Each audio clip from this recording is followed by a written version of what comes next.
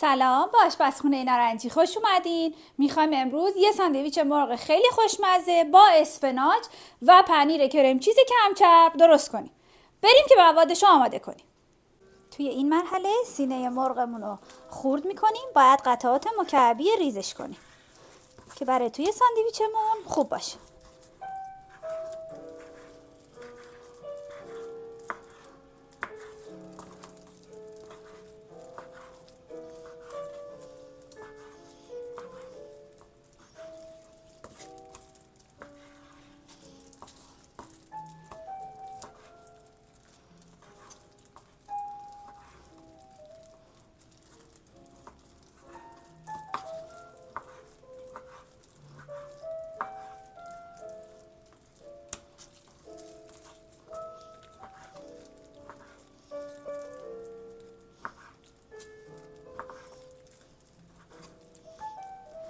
قطعات مرغمون رو مربعی میکنیم.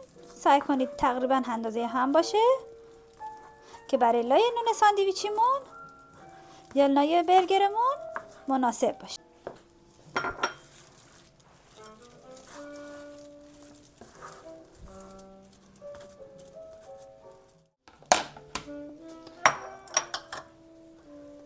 توی این مرحله میریم سراغ خورد کردن و آماده کردن سبزیجاتی که لازم داریم.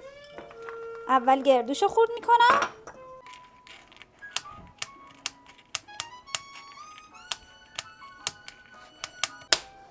رمز برنده این ساندویچ گردوه. این گردومونم پرید.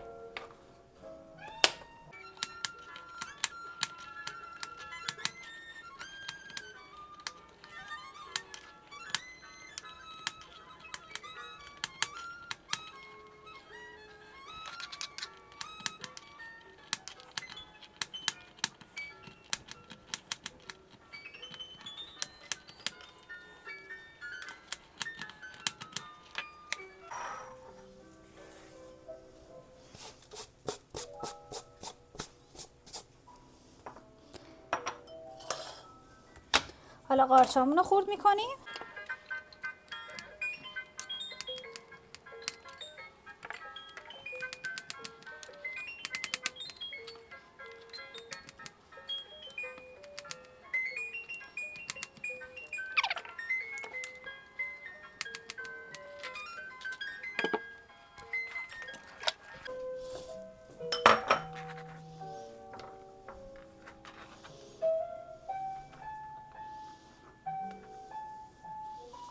حالا بعد اسفناج رو خورد کنیم. برای این ساندویچ لازم نیست اسفناج خیلی ریزش بکنیم.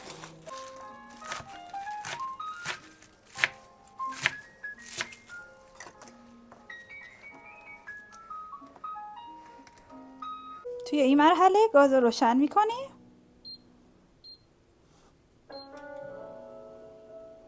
کمی که تاب داغ شد بهش روغن اسپری میکنیم.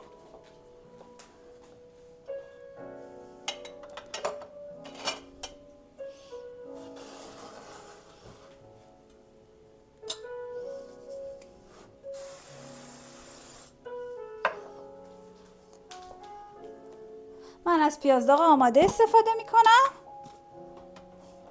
که روغن کمتری تو غذاها استفاده بشه. این پیاز خشکن.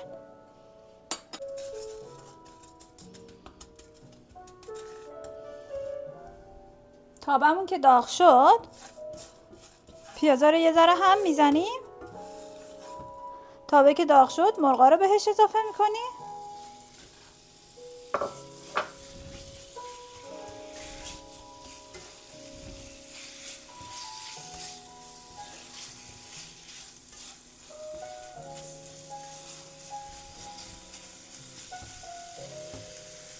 مرغایی که اضافه کردیم کمی نمک،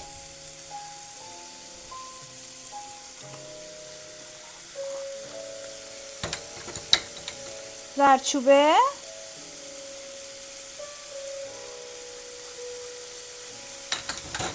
فلفل سفید،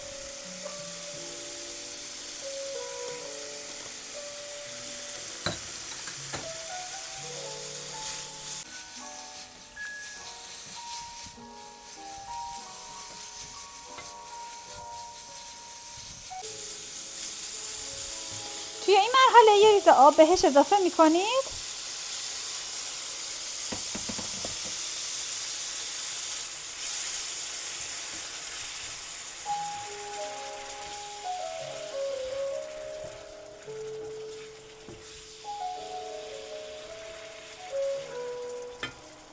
کمی هم پودر سیر بهش بزنید.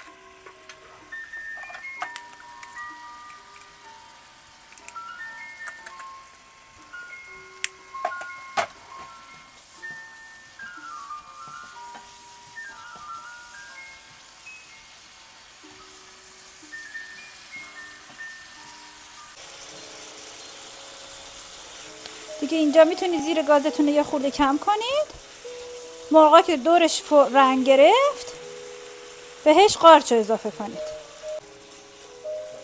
مرغا که خودشون رو گرفتن، حالا مرحله اضافه کردن قارچمونه. قارچا رو بهش اضافه میکنیم.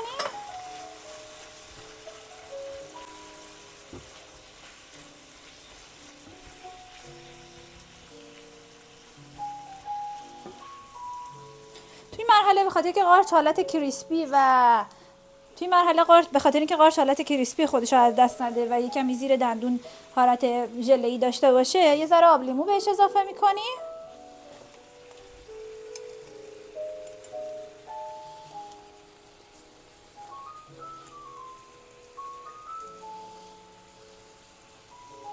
من از آب لیموی زرد اینجا استفاده کردم به خاطر که طعم ترشی آنچنانی توی غذا نمیخوام. یه همش میزنم که قارچا به همه جا که آب لیموها به همه جای قارچا و مرغا برسه. درشو میبندم و اجازه میدم تا آبش کشیده بشه. خب مرغامون به این مرحله که رسید، حالا میخوایم اسفناجا رو بهشون اضافه کنیم. همونطور که گفتم اسفناجا رو خیلی خورد نکنین و بافت درشت اسفناج رو بگذارید داشته باشه.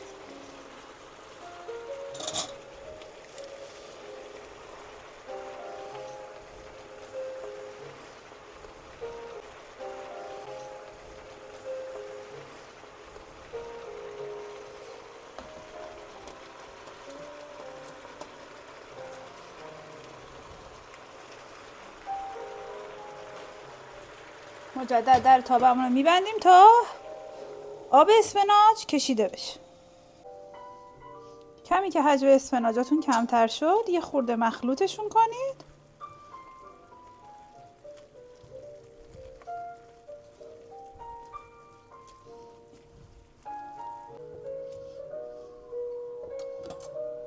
و اجازه بدید که مجدد پخته بشه.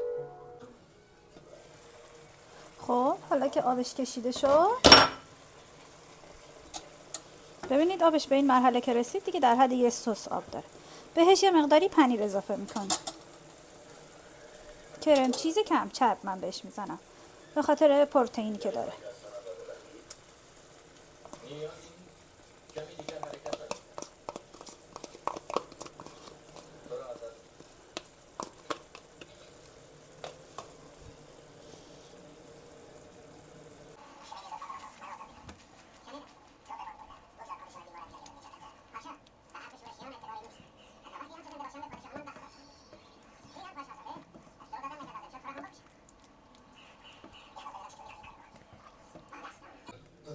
اجازه میدیم کمی سسش جا بیفته، دیگه زیرشو خاموش کنید.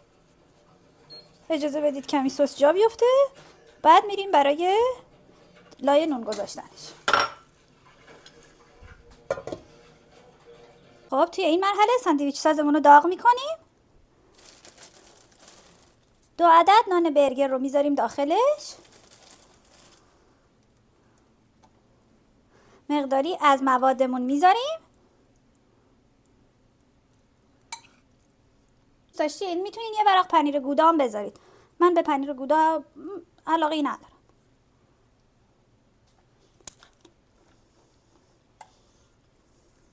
بعد درشو میبندیم و اجازه میدیم کمی طلایی رو برشته بشه. کارش که تموم شد بازش میکنیم. ساندویچا که با حالت گریل شده در اومده رو برمیداریم و نوش جانش میکنیم.